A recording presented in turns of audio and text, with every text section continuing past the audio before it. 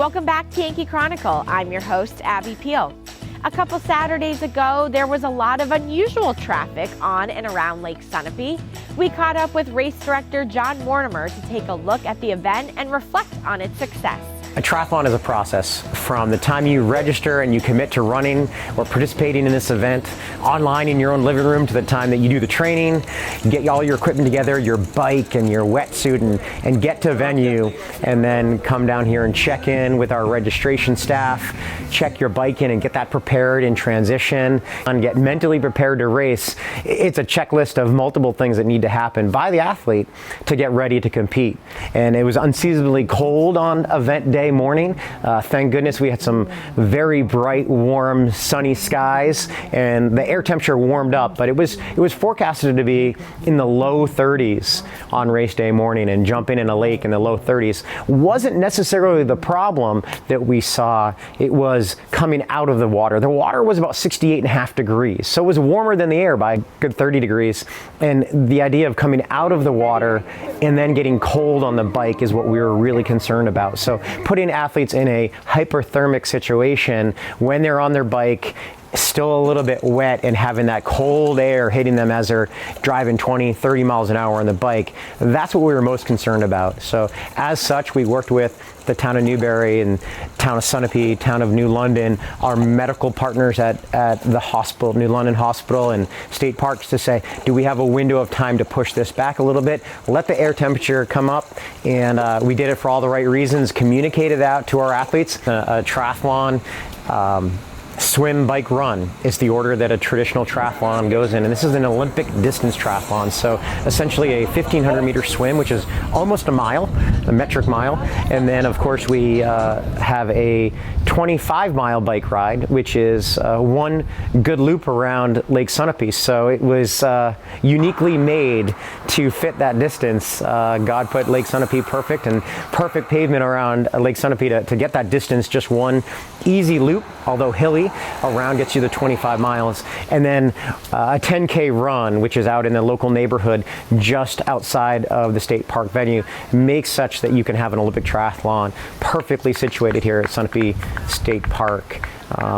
Because of some of the changes we had to make for 2020 COVID guidelines, we did shorten the run a little bit. We actually shortened to a 5.1 mile run. You know, it takes an unbelievable amount of people to produce an event such as this, and whether it be municipal stakeholders, our staff that works really hard, but a special group is our charity volunteer groups. And we had so many great volunteers that donated their time to ensure the runners and triathletes were safe and healthy. And we can't thank NESA, New England Healing and Sports Association, enough for all their charitable work to get out here, and we're happy to donate thousands and thousands of dollars back to them. Spectators are a huge part of endurance events. I mean, you look at things like the Boston Marathon, you have 500,000 spectators lining the road cheering on the runners. It is a great spectator sport. Triathlons are fun to watch. You see these athletic endeavors these athletes get into, and they're phenomenal, and it's contagious to cheer them on.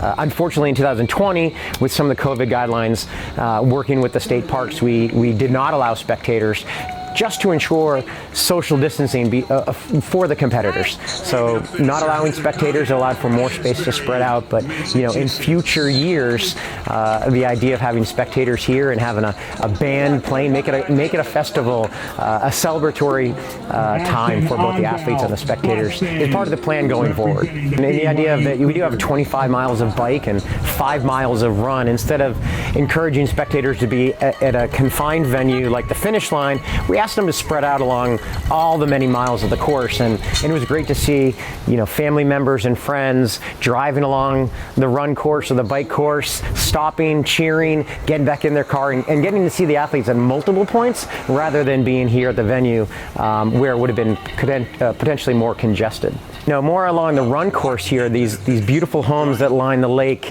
the community members, the residents were more than happy to get out there and cheer with their morning cup of coffee, and dropping off a care package with cowbells and pom-poms. I think was that little extra touch that invited them to the end of their driveway to cheer on and be a part of the event, rather than just being slightly inconvenienced because athletes were on their street.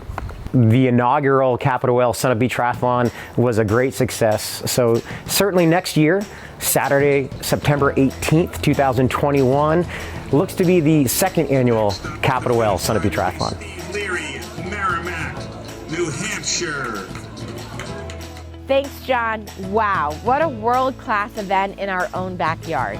Hopefully next year it will be a bit more spectator friendly.